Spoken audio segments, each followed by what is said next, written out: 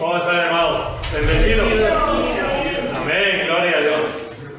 Qué gozo, qué bendición estar delante del pueblo de Dios y poder tener ese privilegio, esa bendición de compartir la palabra con cada uno de ustedes y juntos edificarnos, conocer más acerca de los propósitos y la voluntad de Dios. Y les invito a que hagamos una oración juntos para iniciar con este tiempo. Amado Dios y bendito Padre, en el nombre de Jesucristo, nuestro Señor y Salvador, te damos gracias, Padre, por este tiempo que nos permites reunirnos, Señor, para exaltar, para alabar tu nombre, para gozarnos, Señor, juntamente en tu presencia, Señor, que es de una manera exquisita y preciosa, Señor, cuando tu pueblo, Señor, se reúne. Gracias te damos, Padre, y que tu palabra, Señor, te pedimos que tú la bendigas, que le des esa unción, Señor, que tu Espíritu Santo, Dios, nos dé revelación y que el propósito, Señor, por el que tú lo has enviado, se cumpla, Señor, en cada uno de nosotros y en toda tu iglesia. Esto te lo pedimos, Padre, en el bendito y precioso nombre de Jesucristo, nuestro Señor y suficiente Salvador. Amén. Amén. Y amén. Amén. Amén. Bien, hermanos, pues les invito a que vayamos al libro del Apocalipsis, en el capítulo 19, y hoy vamos a meditar acerca de las bodas del Cordero.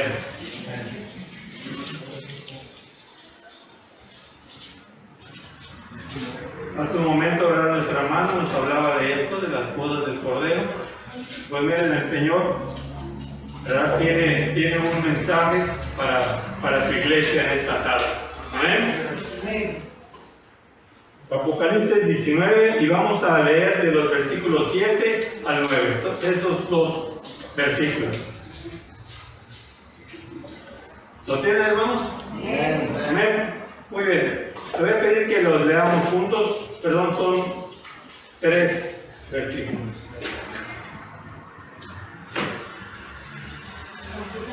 Muy bien, dice la palabra de Dios: gocémonos, y todos juntos, hermanos, gocémonos y alegrémonos y démosle gloria, porque han llegado las bodas del Cordero y su esposa se ha preparado, y a ella se le ha concedido que se vista de lino fino, limpio y resplandeciente, porque el lino fino es las acciones justas de los santos. Y el ángel me dijo: escribe, bienaventurados de los que son llamados a la cena de las bodas del Cordero. Y me dijo: estas son palabras verdaderas de Dios. Amén. Gloria a Dios. Muy bien, primeramente vamos a tratar de ubicarnos en los tiempos que estamos viviendo como iglesia de Jesucristo. La teología bíblica nos habla de dispensaciones. ¿Qué son las dispensaciones? Son periodos de tiempo en los cuales Dios ha interactuado con el hombre. Esas son las llamadas dispensaciones. Y de acuerdo a esos estudios teológicos, existen 7 dispensaciones. Una es la dispensación de la inocencia, 2, la dispensación de la conciencia, 3, del gobierno, 4, de la promesa, 5, de la ley, 6, de la gracia, y la 7, del reino milenial de Cristo. Le voy a dar un poquito, explicarlo brevemente. El primer periodo o la primera dispensación de la inocencia fue la que se llevó a cabo en el tiempo del Génesis, en los principios de la creación, cuando Adán y Eva, ellos eran inocentes, ellos no tenían conocimiento del bien y del mal, entonces ellos tenían una dependencia total con el Creador, con Dios. Y después de esto viene la dispensación de la conciencia, que es entonces cuando viene el tiempo de la caída del hombre por la desobediencia de Adán y Eva, y entonces viene el tiempo de la conciencia, que ya es cuando entonces el hombre ya tiene una conciencia de lo que es el bien y de lo que es el mal. Después viene una dispensación que es la del gobierno. Y en esta del gobierno es cuando entonces el hombre empieza a fructificar, empieza a crecer, a llenar la tierra y se empiezan a organizar en sociedades.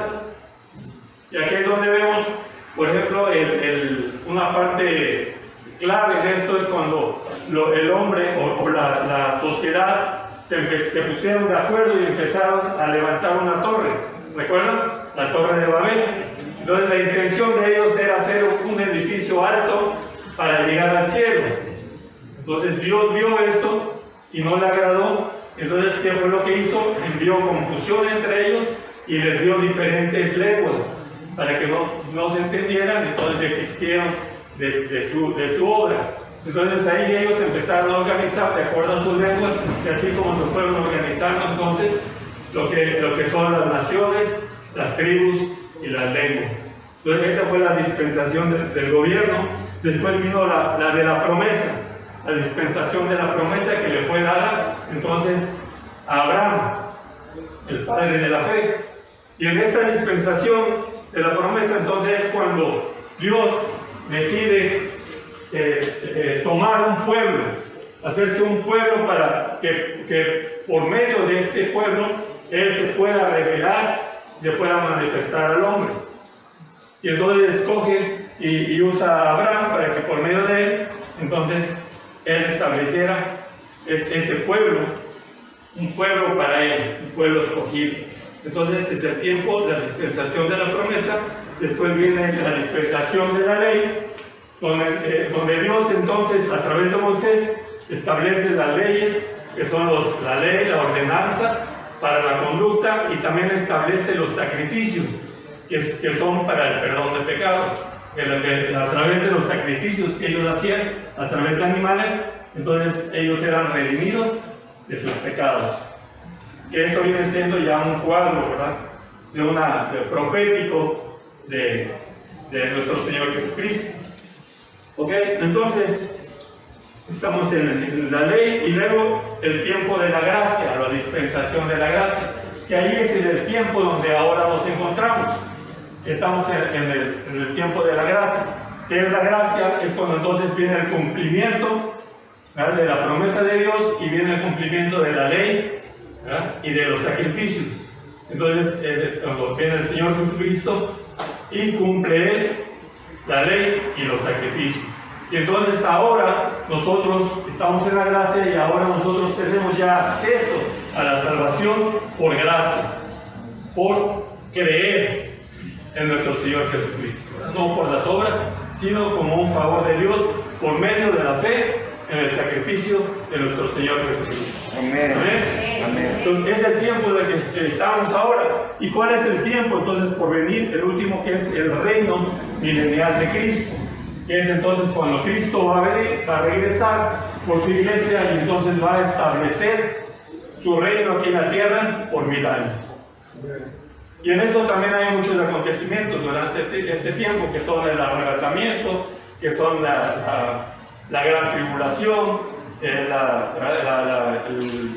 la manifestación del anticristo. Pero eso viene estando en la parte del reino milenial. Entonces la gracia ahora comienza, el tiempo que estamos viviendo de la gracia comenzó cuando el Señor Jesucristo terminó su obra, cuando Él murió en la cruz del Calvario. ¿Y cuándo va a terminar?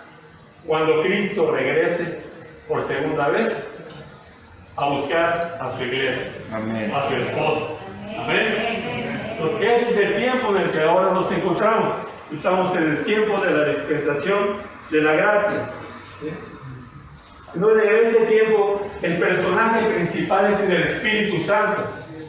Muchos le llaman la dispensación del Espíritu Santo, porque ahora el personaje principal es el Espíritu Santo, ya desde que está obrando ahora en estos tiempos.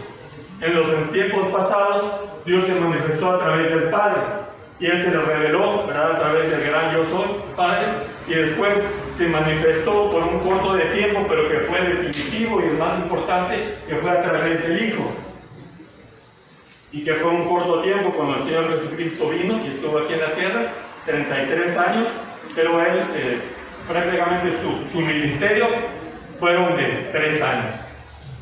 Entonces, durante ese tiempo es cuando él dio cumplimiento a todas las profecías, y ahí es donde nosotros entonces, a través de su ministerio y de su sacrificio, es que nosotros ya tenemos ahora acceso a la presencia de Dios a través de la fe y a través del sacrificio de Cristo Jesús. Amén. Amén. Amén. Muy bien, hermano. Entonces, ese es el tiempo entonces del Espíritu Santo.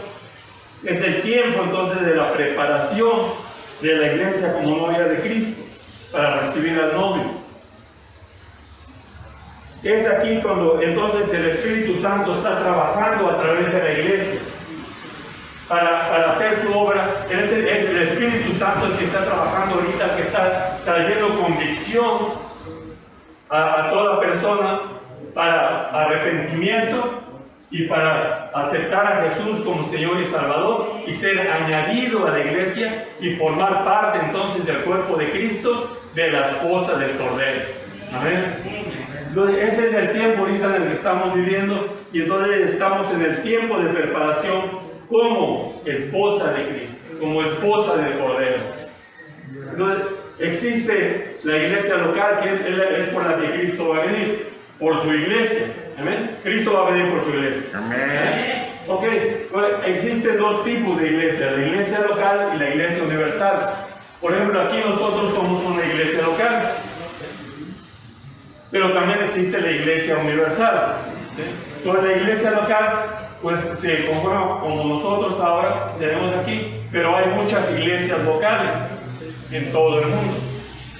Y las iglesias pues ahora ya se identifican a través de alguna denominación, que tristemente esto ha hecho división, ¿verdad?, del cuerpo de Cristo, porque no debería ser así, porque algunas veces pues se ha caído en el error de por celo denominacional, ¿verdad? Ha habido divisiones y contiendas entre el pueblo y el cuerpo de Cristo, que no debería ser así. ¿Pero por qué? Porque formamos, pero como nosotros entendemos que hay una iglesia universal, y que esa iglesia universal, que es el cuerpo de Cristo, está formado por todo creyente que ha sido lavado con la sangre del Cordero. ¿Amén? Porque eso es lo que nos da la entrada cuando nosotros somos lavados con la sangre de Cristo. Amén. Ese es el requisito, porque eso es lo que la palabra de Dios dice en el mismo libro del Apocalipsis. Dice que nadie podrá entrar sino aquellos, como dice, que han sido lavados con la sangre del Cordero. Amén. Amén. No habla de ninguna denominación, sino habla de aquellos que... Entonces, ahí vamos a ver gente de todas las denominaciones. Y decía un predicador, y es algo que se me quedó a mí, decía que ahí no vamos a llegar a muchas sorpresas, porque ahí vamos a ver a gente que pensamos que no iban a estar allá, y va a haber gente que pensamos que iban a estar allá y no los vamos a ver. ¿Por qué? Porque realmente no se trata de una denominación, y no se trata de estar en una iglesia o de pertenecer a una denominación, o una membresía, a una iglesia, sino de nuestra comunión con el Señor. Amén. De haber creído. Entonces, de todas las iglesias, que nosotros a veces podemos decir que no, hay personas allá que son salvas, porque han nacido de nuevo. Entonces, toda persona que ha sido lavada forma parte entonces de la iglesia, y son la esposa de Cristo, y es por esta iglesia que Cristo Jesús va a regresar. Amén. Entonces, muy bien, vamos a ver entonces, entrando ya lo que son las bodas del Cordero. ¿Qué es una boda? Vamos a ver algunos sinónimos de lo que es la boda. Una boda es un matrimonio, es casamiento, enlace, unión. La definición sería esta, es la unión de dos personas mediante determinados ritos y formalidades para crear un vínculo conyugal. ¿Cuál es la etimología? Es decir, de las raíces. Proviene del latín vota, con B chica, que puede producirse como voto o cumplimiento de compromiso. Es interesante, ¿verdad? ¿De dónde viene la palabra boda? Porque, bueno, nosotros lo escribimos con B grande y a lo mejor por eso no lo relacionamos con lo que es vota, que nosotros, por ejemplo, lo relacionamos con la votación, ¿verdad? Entonces, tiene una unión, tiene algo, ¿verdad?, que lo identifica. Entonces, la boda viene de esta palabra griega, vota, y quiere decir voto o un compromiso, o un cumplimiento del compromiso. También nos habla de un festejo para celebrar esta unión voluntaria, algo ansiosamente esperado, ¿verdad?, y felizmente consumado. Cuando hay una boda es una celebración, que todos los que somos casados lo sabemos. Ha sido un evento, ¿verdad?, importante en nuestras vidas. Pero para entender mejor las enseñanzas del Nuevo Testamento, es posible a través del conocimiento de las costumbres judías, porque son muy diferentes de las costumbres occidentales, las que nosotros conocemos y como nosotros lo practicamos. Es decir, hay una diferencia en las costumbres de nosotros de lo que es una boda a lo que es con los judíos. Y el contexto, mucho del contexto de la Biblia, de la palabra de Dios, tiene que ver con las costumbres judías. Entonces, conociendo las costumbres judías podemos entender mejor. Y no es porque nos vayamos a judaizar, ¿verdad?, y ya vayamos a las costumbres de la ley. No, pero entendiendo las costumbres judías, podemos entender, nos da una mejor luz acerca de muchas declaraciones también del Señor Jesucristo y muchas cosas y enseñanzas que encontramos en el Nuevo Testamento, conociendo las costumbres de los judíos. Entonces, para entender, vamos a ver lo que son las costumbres judías. Porque, por ejemplo, nosotros podemos tener ahora otra imagen de lo que es una boda. Por ejemplo, ya en esos tiempos, lo que es el matrimonio se ha deteriorado de una manera trágica, muy triste. Ya no es ese acontecimiento, ¿verdad?, que antes era algo especial, algo sagrado, ya se ha deteriorado. Entonces, antes, ¿verdad?, lo del matrimonio era, como lo decía, era algo importante, ¿verdad?, algo sagrado. Entonces, en esos tiempos, ¿cómo se forman los matrimonios? Por la obligación de haberse comido la torta antes de que nos lo digan a nosotros, ¿no? La verdad, a ser sincero, nosotros nos casamos en esa situación. Comimos la torta antes del recreo y entonces pues, nos tuvimos que casar. Y siendo sinceros, la mayoría de los matrimonios de esos tiempos es de esta manera, por compromiso, porque ya no quiero de otra, ¿verdad? Y pues bueno, ya vamos a tratar de arreglar la situación y pues vamos a casarnos, ¿verdad? Pero no lo está haciendo uno realmente con una voluntad, ¿verdad? Entonces, esa es una, ¿verdad? La otra, para evitar la crítica y el rechazo de la sociedad y por cumplir con los ritos religiosos. La persona dice, bueno, ya sí nos entendemos, vamos a casar, pero pues bueno, vamos a casarnos, pero realmente se hace no solamente por cumplir con la sociedad, pues porque todos lo hacen y pues vamos a organizar un festejo y vamos a hacer una celebración. Pero realmente también no está el compromiso de hacerlo delante de Dios. O sea, la parte del temor de Dios tampoco no lo hay. Honestamente, yo estaba en la iglesia tradicional casi toda mi vida. No iba a las bodas. Y al festejo no faltaba. Ahí sí estaba puntualito. Bueno, pero en la ceremonia no iba, honestamente. O iba porque era el padrino. Sí. Y si realmente nos damos cuenta, ¿quiénes son los que están en las ceremonias religiosas? Los padrinos, los papás, los parientes cercanos, ¿verdad? Por acompañarnos. Pero si somos honestos, entonces eso ya viene siendo solamente más por compromiso con la familia, ¿verdad? Y por una tradición y por cumplir con un ritualismo, ¿verdad?, religioso. Entonces otros no les interesa la opinión pública, no tienen temor de Dios y deciden vivir en unión libre, en el día de los compromisos. Es otro caso porque son matrimonios, al fin y al cabo están viviendo juntos, ya están casados. Entonces, en esos tiempos, ¿verdad?, así es como se maneja la idea la que tenemos del matrimonio, de las bodas. Pero vamos a dejar todo ahorita a un lado, vamos a cambiarnos el chip y quitar ese chip que tenemos, ¿verdad?, de lo que es una boda, y vamos a ponernos el chip de lo que es un matrimonio judío, de las costumbres judías. Vamos a ver.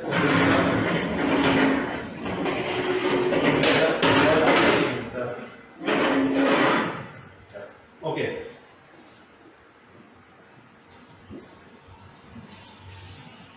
Vamos a ver entonces lo que es el contexto judío de una boda. Para ellos era uno de los eventos más importantes de su vida, si no el que más.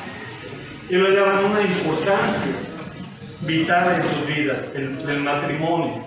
Las bodas judías se conformaban en 3 etapas. Una era el compromiso, la segunda la preparación y la tercera la consumación y celebración. La consumación de la unión y la celebración. Muy bien. Vamos a ver de dónde vienen esas costumbres. Y para eso lo voy a relatar el pasaje de la Biblia que nos habla en Génesis 24, que nos relata acerca de Abraham. Muy bien, Abraham tenía tuvo un hijo que se llamaba Isaac. Entonces llegó el tiempo en que su hijo ya estaba en edad casadera.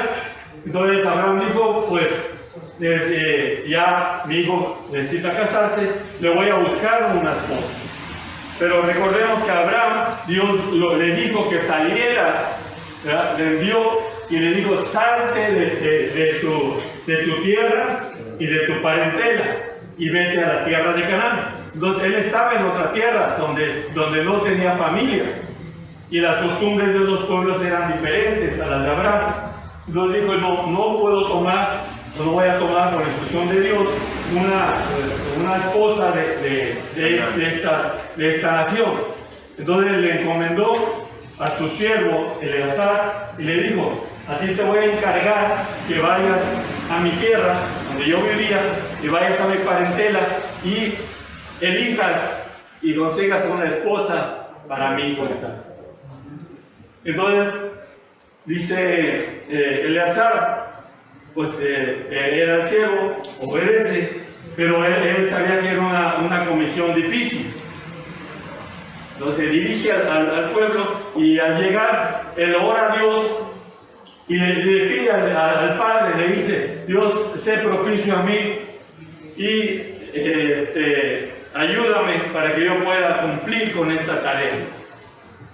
Dame para que sea exitoso, pueda tener éxito y pueda conseguirle la esposa idónea, la que tú has dispuesto para el hijo de mi amo.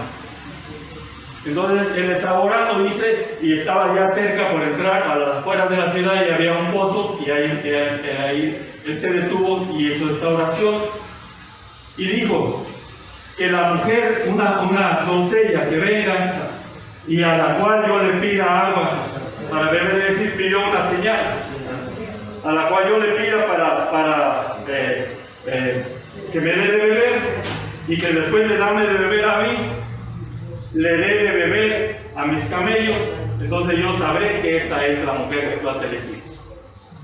Y no había terminado su oración cuando ve venir a una doncella y entonces saca agua del pozo, su cántaro, y se acerca a Eleazar y le dice, te dame de beber. Y le da de beber, y cuando termina de beber dice, y ahora que una vez que hayas saciado tu sed, también le voy a dar de beber a tus camellos. Entonces ahí él se da cuenta que el Señor había respondido a su oración y le había mostrado quién era. Entonces después el siervo le pregunta quién era, y resulta que era la hija el hijo, él venía siendo su papá, su tío de él era hermano de Abraham. Su tío era hermano de Abraham. Entonces, era parentela, era la persona elegida de parte de Dios. Entonces él va, habla con sus padres, ellos pactan la dote, porque existía una dote. Es decir, había un precio para tomar algo. Ya no se le iban a llevar así nada más, como hacemos nosotros, ¿no? Que vamos aquí, ¿no? Nada más vamos y pedimos la mano, ¿verdad? Entonces, no era tan fácil. No era tan fácil. Ahí había que pagar. Había que soltar billete para que se la pudieran dar. Entonces, ya acordaron el precio y dieron una cantidad. Ok, la cantidad, había una cantidad ya estipulada de antemano. Esa cantidad podía ser menor, pero no podía ser menor, pero sí podía ser mayor. Y eso era de acuerdo al deseo y el amor que le tuviera el pretendiente a la esposa.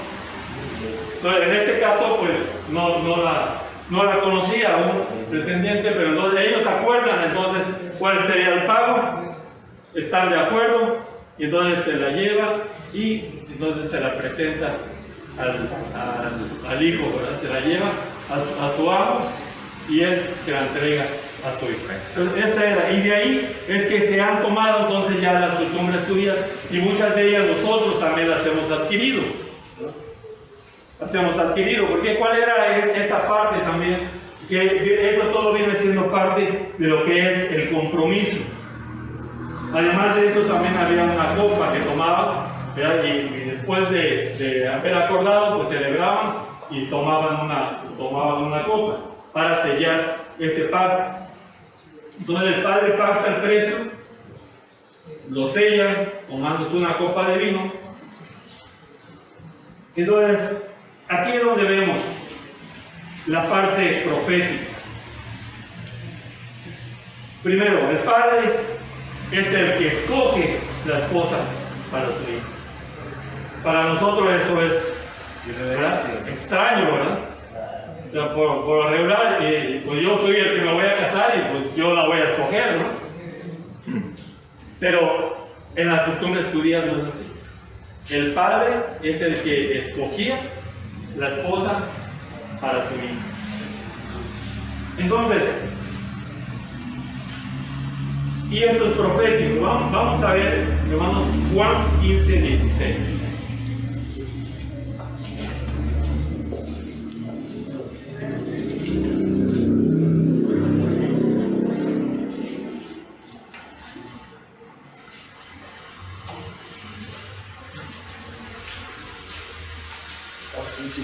Juan 15:16.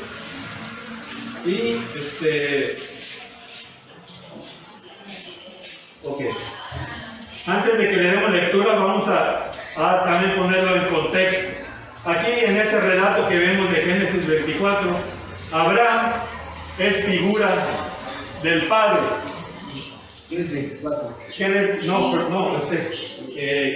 Juan 15:16. Ok, pero estaba comentando del relato que acabamos de ver, del pasaje bíblico de Génesis 24, y lo vamos a poner en el contexto de que Abraham es figura del Padre, de Dios. Isaac es figura del Hijo. ¿Quién es el Hijo? Jesús, ¿verdad? Jesucristo. Eleazar era el siervo, que es tipo de el Espíritu Santo. Y Rebeca, que es la esposa, que es tipo de nosotros, de la iglesia. ¿Ok? Entonces, el padre es el que escoge a la esposa para su hijo. Juan 15:16. ¿Quién le da lectura?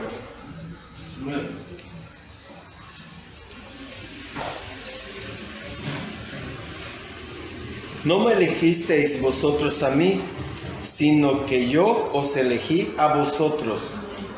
Y os he puesto para que vayáis y llevéis fruto, y vuestro fruto permanezca, para que todo lo que pidiereis al Padre en mi nombre, Él os lo dé. Amén. Entonces, ¿qué dice la palabra? No os elegiste vosotros a mí, sino que Dios elegí a vosotros. La elección entonces es de Dios, Padre. Amén. Ahora vamos a ver allá dos capítulos adelante, Juan 17. Juan 17, vamos a leer el versículo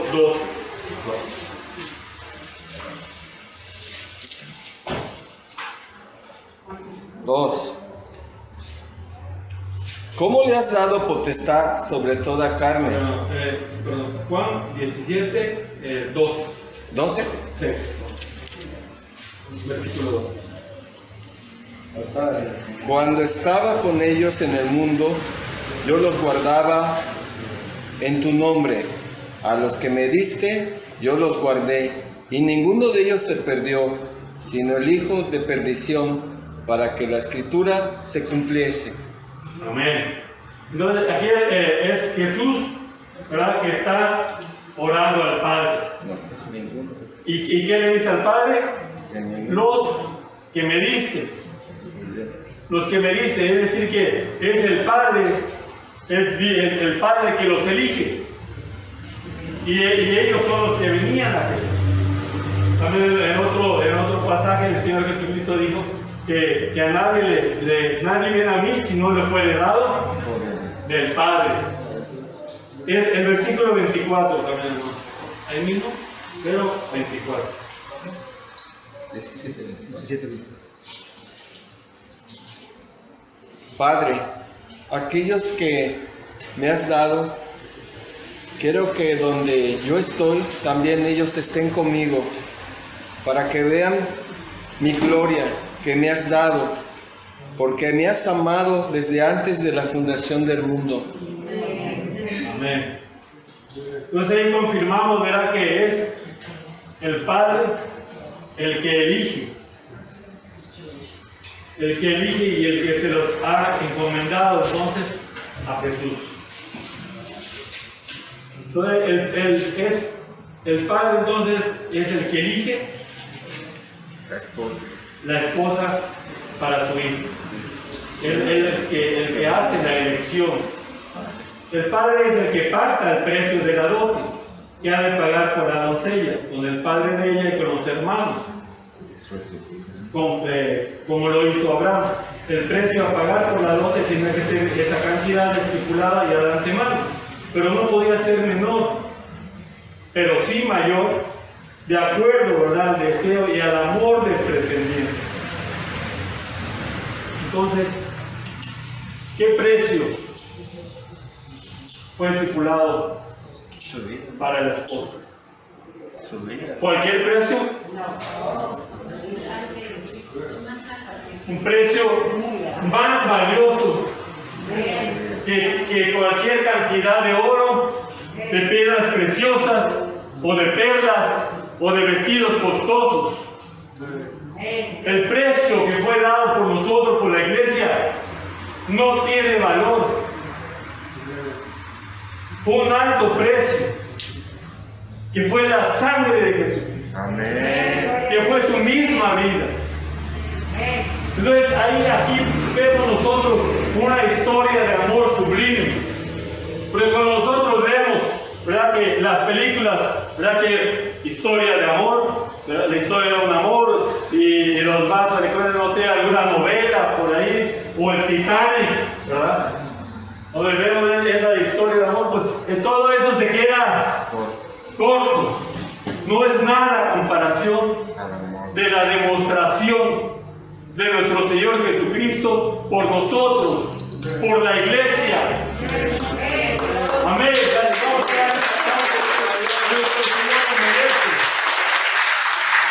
Porque por eso somos la iglesia amada, somos la esposa amada. Y si nosotros en alguna ocasión nos sentimos como que somos despreciados, como que no valemos nada, valemos un alto precio. Amén. Tenemos un precio alto que no tiene valor, no se le puede poner un número, una cantidad, algo que es invaluable. Todos podemos decir que un carro le podemos poner, ¿cuánto vale? Este es nuevo, pues 100,000, 120,000 pesos. ¿Cuánto es lo que vale? Esa cantidad. Un billete tiene su cantidad, se dice 500 pesos, ¿cuánto vale? 500.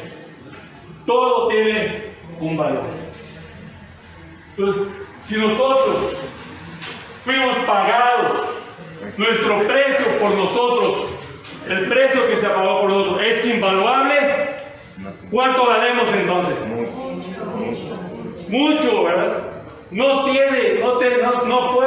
un precio que se pueda estipular por la iglesia, por la esposa.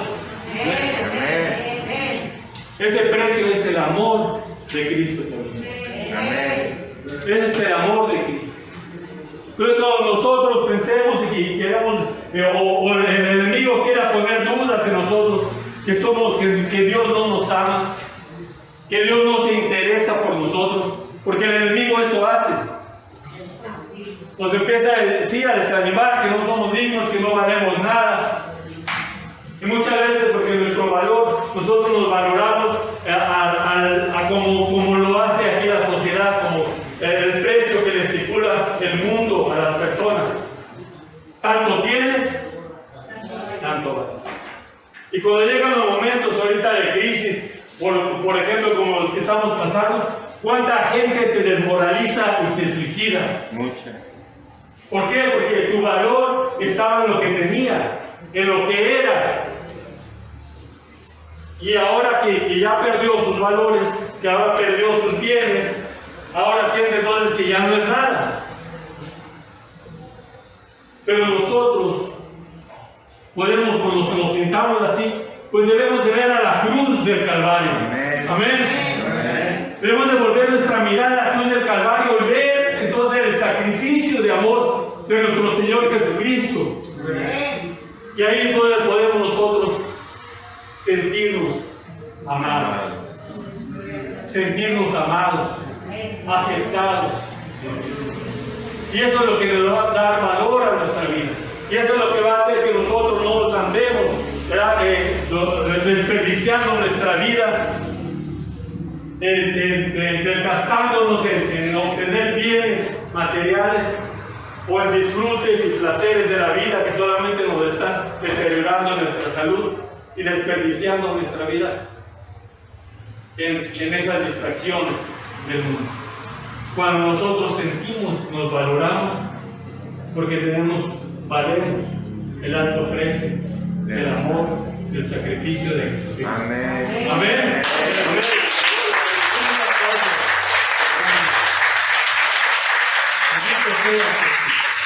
Gracias.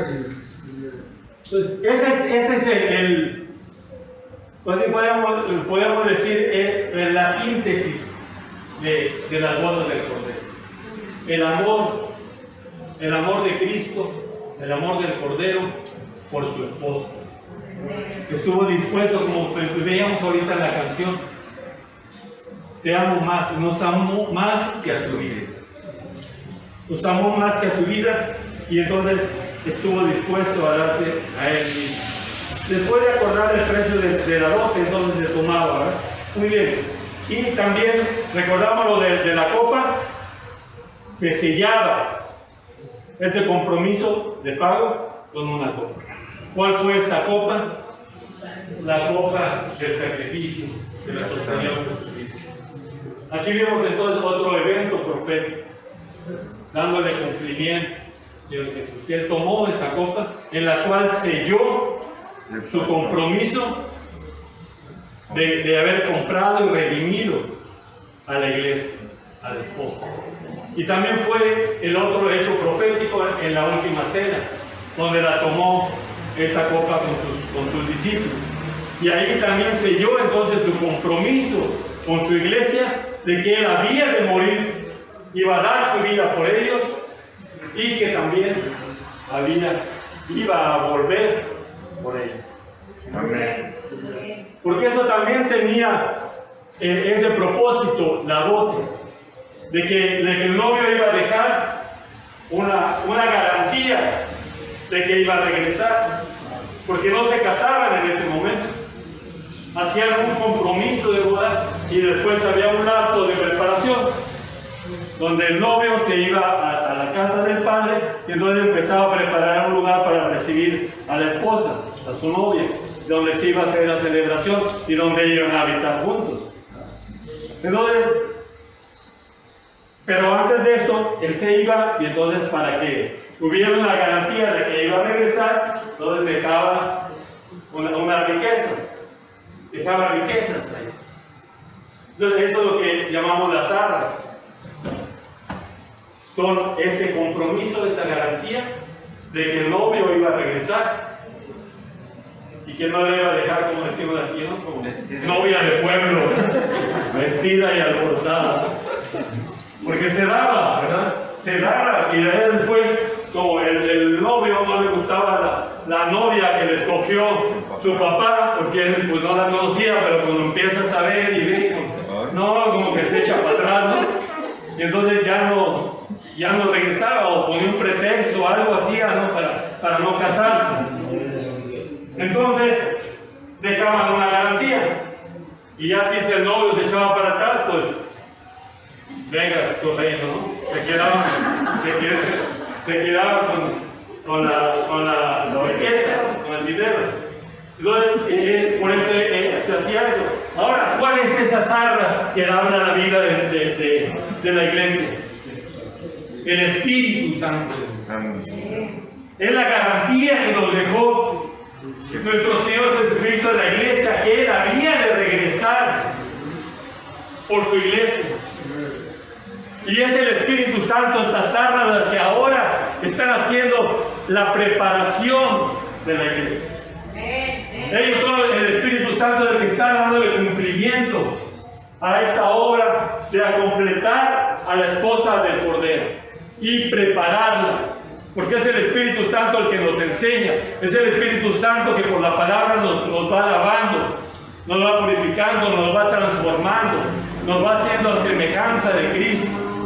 Y es el que permite que nosotros podamos mantener nuestras vestiduras limpias.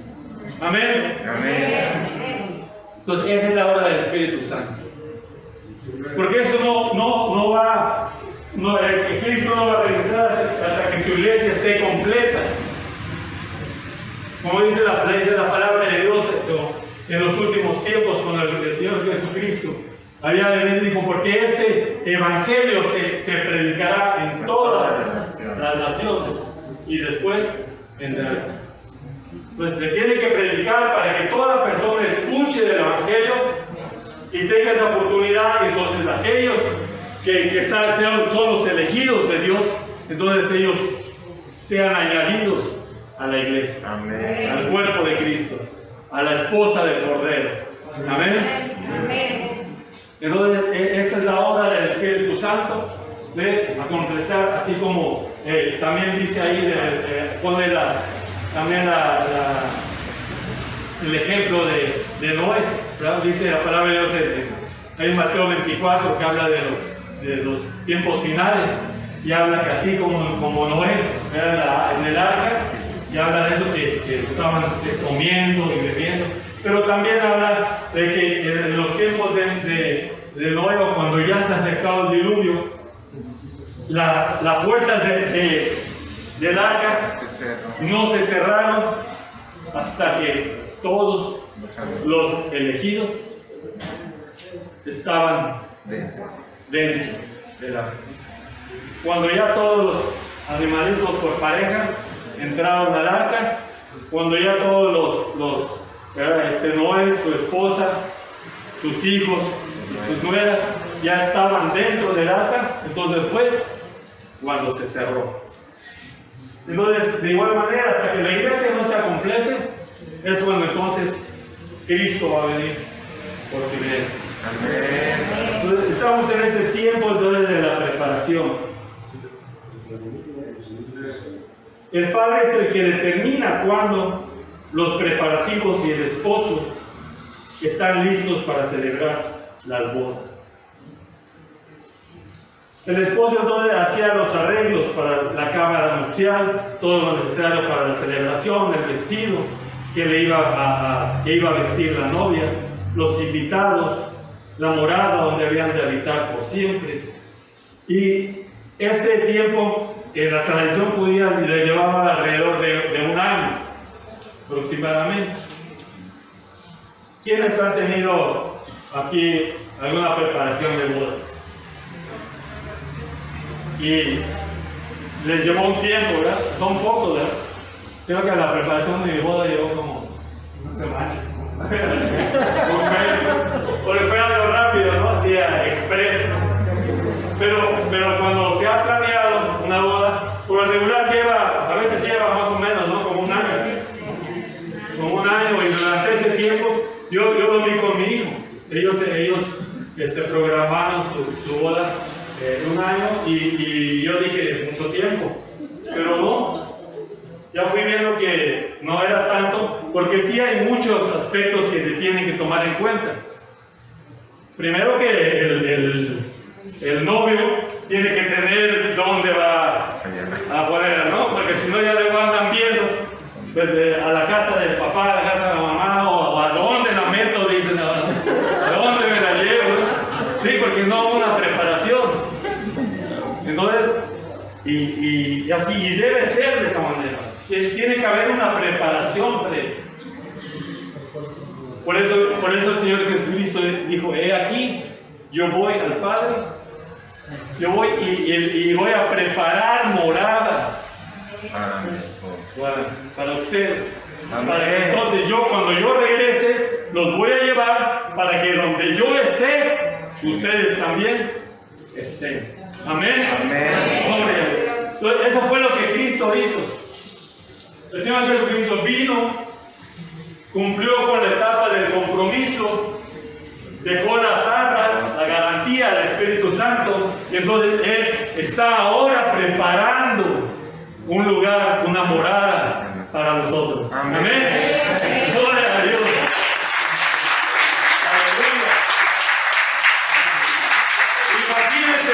Si la novia aquí están pensando, bueno, pues me va a llevar aquí al polígono sur, o me va a llevar a la zona hotelera, ¿verdad? Fíjense qué gozo de nosotros. Nos va a llevar a un lugar donde hay calles de oro y mar de cristal. Amén. Aleluya. Gloria. ¿Qué está blanca o qué está dorada? Ni qué nada. Se queda corto para el lugar que el Señor está preparando para nosotros. Amén.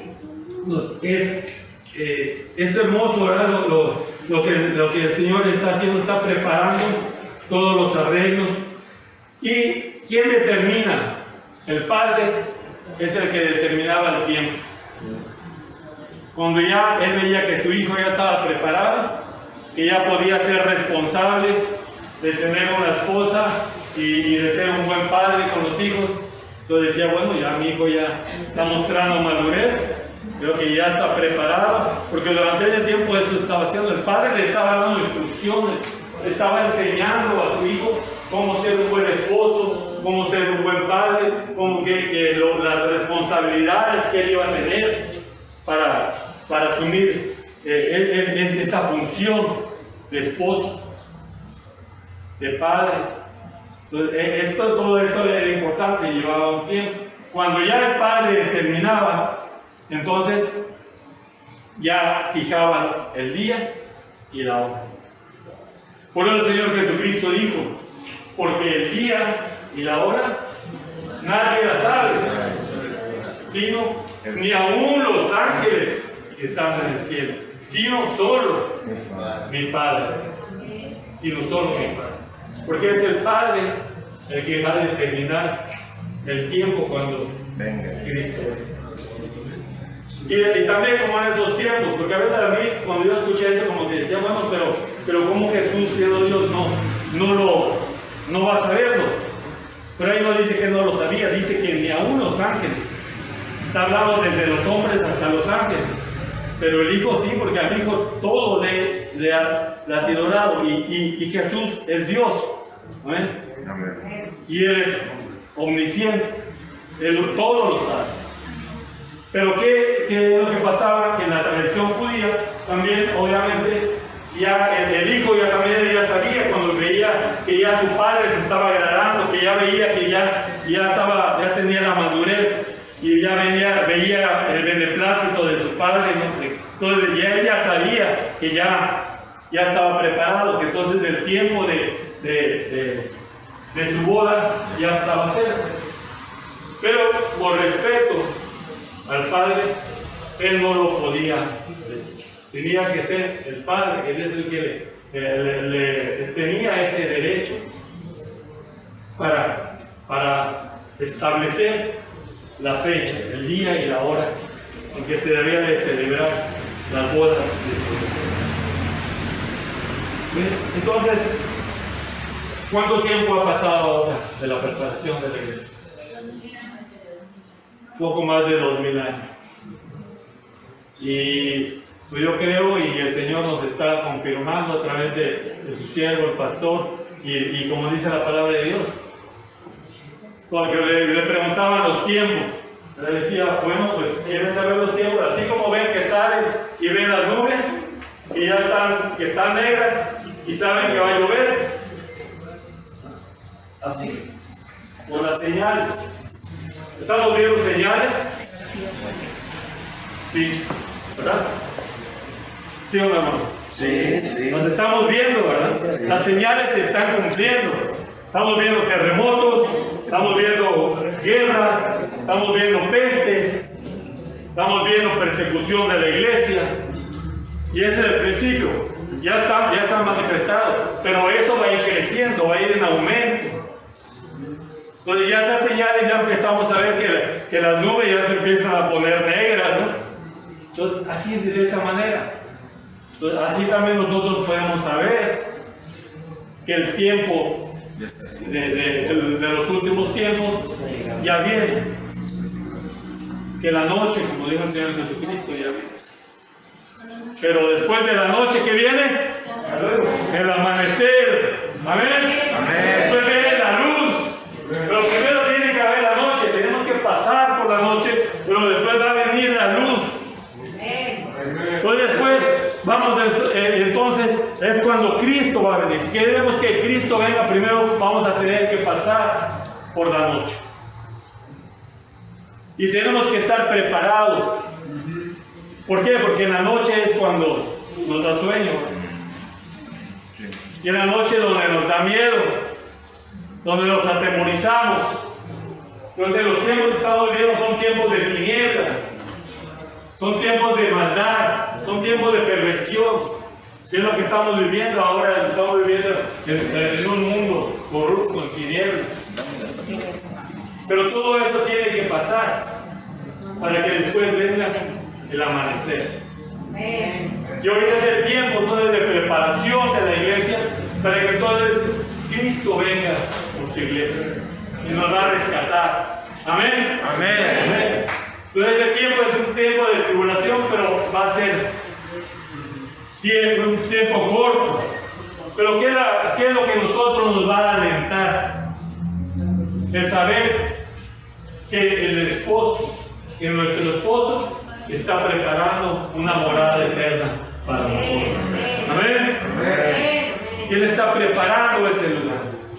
Entonces, ya vemos que Cristo viene pronto. ¿Amén? Y la iglesia tiene que estar preparada para este acontecimiento. Apocalipsis 19, 7, 8. Apocalipsis 19, 7, 8.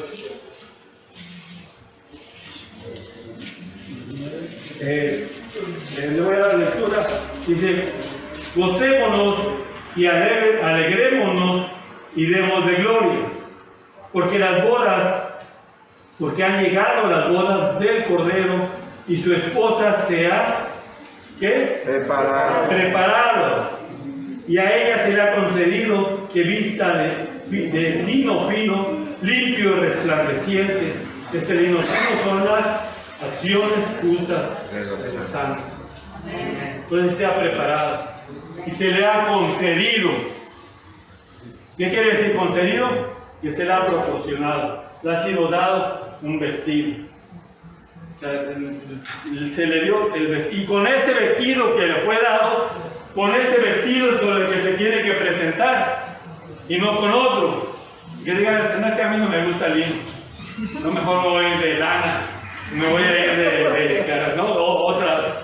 No, ¿verdad? Es con el vestido que le fue dado, que son las buenas acciones, con ese debe de presentarse. ¿Por qué? Porque ahí mismo, unos versículos antes, de 19, un capítulo antes, vemos que habla de la iglesia infiel, de la gran ramera. Y la gran ramera no conservó las vestiduras, no conservó el vestido de lino fino. ¿Qué vestiduras llevaba? De púrpura. ¿Cómo iba vestida? Con joyas de oro, con incrustaciones de piedras preciosas y perlas. Aparentemente apantallaba, pero no era lo que a Dios le agradaba, porque esas vestimentas es de soberbia, de orgullo, de vanidad. Llaman las vestimentas que Dios el Padre le dio a la novia de su hijo, son sencillas, de lino, y no habla de adornos, no habla de joyas, solamente lino fino, limpio y resplandeciente. La iglesia debe ser sencilla, la sencillez de la iglesia. Las iglesias que buscan la ostentosidad, porque quieren hacer sus buenas obras, porque son obras propias. Babilonia, la gran ramera, es el tipo de la iglesia que se pervirtió en el error de las falsas doctrinas y en muchas abominaciones. Entonces se prostituyó a cambio de riquezas del mundo, y estaba vestida llena de riquezas. Pero después, ¿qué le vino? El juicio de Dios y la vergüenza, cuando le fueron quitadas todas sus joyas, vestiduras costosas. Fue humillada y desnuda. Entonces, la iglesia de Jesucristo, su vestidura es sencilla, humildad. Y son las que el Padre le dio. ¿Y cuáles son? Las obras de justicia, no las propias.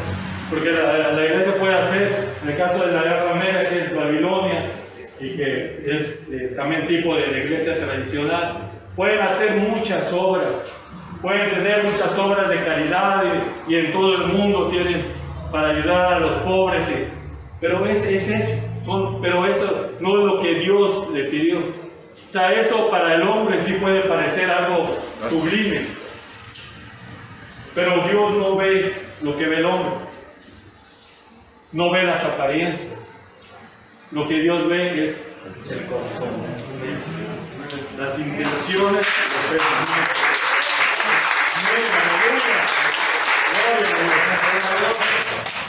Y es lo que el Señor busca, espera de nosotros. Un corazón humilde, un corazón sencillo, un corazón que corresponda al amor del esposo. Amén. Amén. Le podemos decir así como dice la palabra de Dios: si vosotros me amas, es porque yo os amé primero. Amado, realmente este tema sí es largo, y ya pues no quisiera que adormecerlos. Pero siento que gracias a Dios hemos visto lo esencial, lo principal, para que podamos tener nosotros ese entendimiento de en qué tiempo estamos viviendo y cómo debemos nosotros comportarnos y prepararnos. En Efesios 5:25 dice, no lo lean, pero sí, bueno, okay, vamos a leerlo y con este vamos a terminar. Efesios 5:25.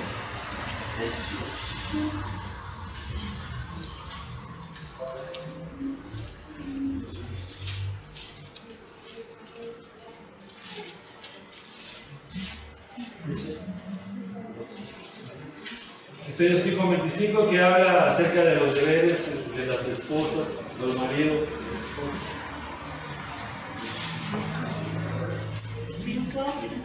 25. Le voy a dar lectura. Maridos, amad a vuestras mujeres, como así como Cristo amó a la iglesia y como la amó, se entregó a sí mismo por ella. ¿Para qué? Dice, para santificarla, habiéndola purificado en el lavamiento del agua por la palabra. La palabra de Dios es la que nos santifica. Por eso el salmista, el rey David, decía, lámpara es a mis pies tu palabra y lumbrera a mi camino. Y también decía, en mi corazón he guardado tus dichos para no pecar contra ti. Pues la palabra de Dios es la que nos lava, la que nos va limpiando, lo va llevando en el camino para que realmente llevemos el mismo yugo, ¿verdad? Porque por eso se le llama conyugal. Estamos unidos en un mismo yugo, siguiendo un mismo camino con el esposo, Cristo Jesús. Gloria a Dios.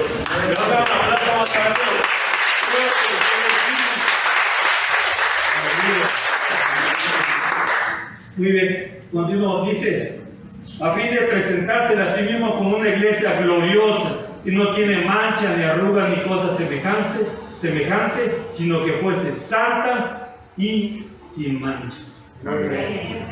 Sin manchas, sin arrugas. ¿Qué son las manchas?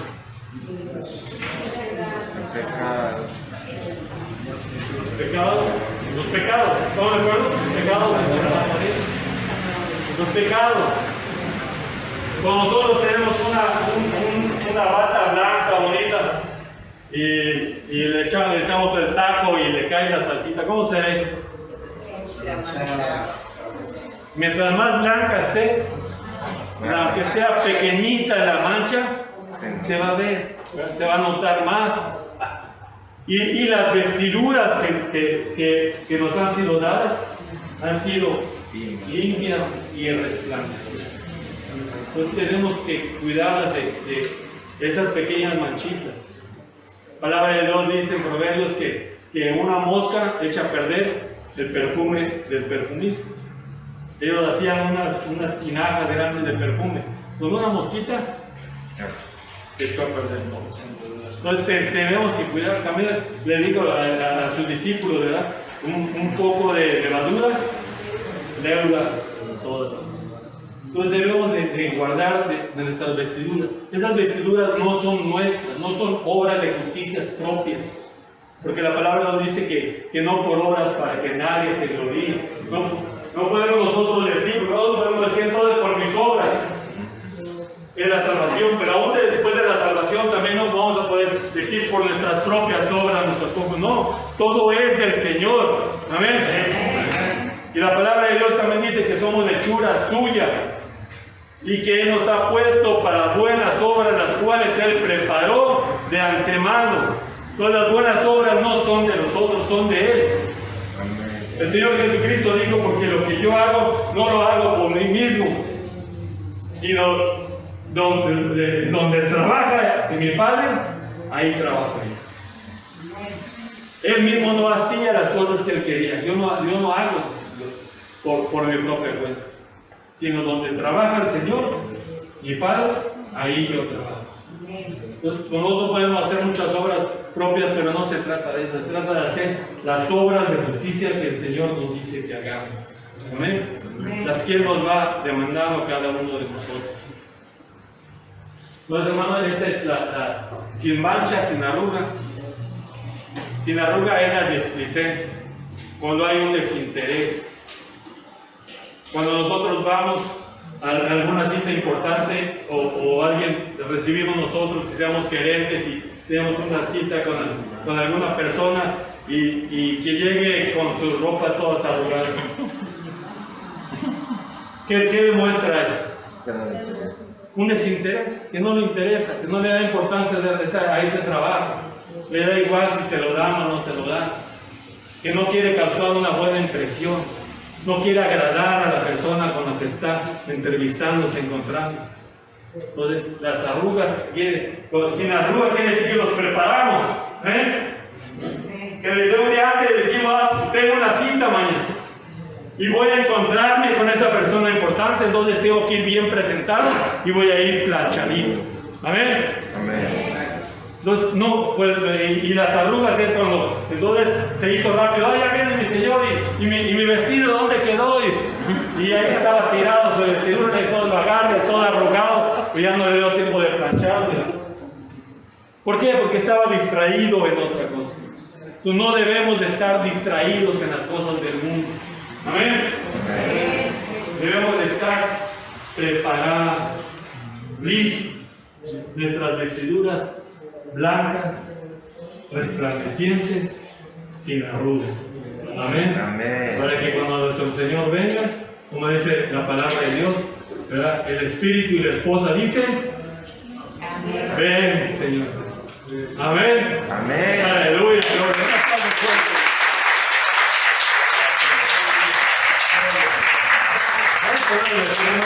Y terminamos con...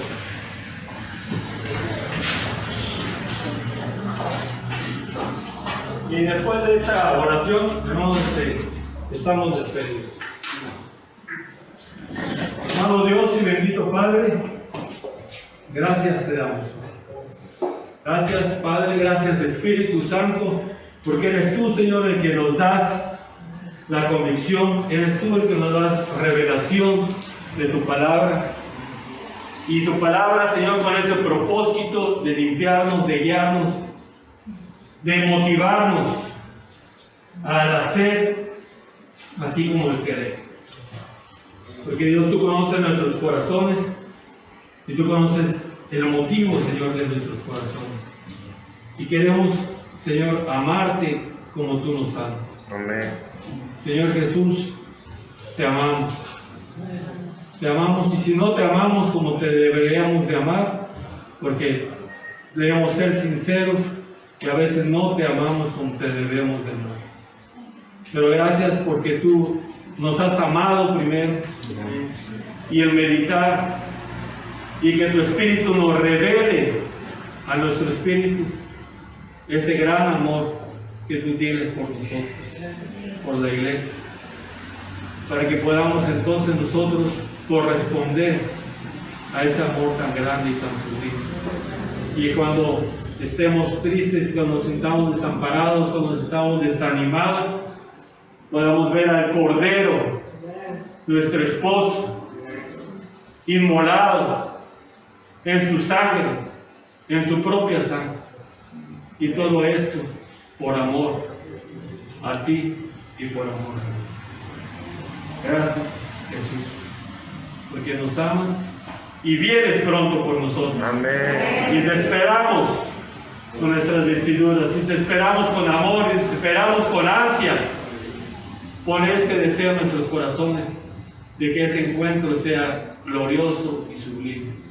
Y podamos decir, como dice tu palabra, en Cantares, yo soy tuya y tú eres mío. Amén. Amén. Gloria a Dios.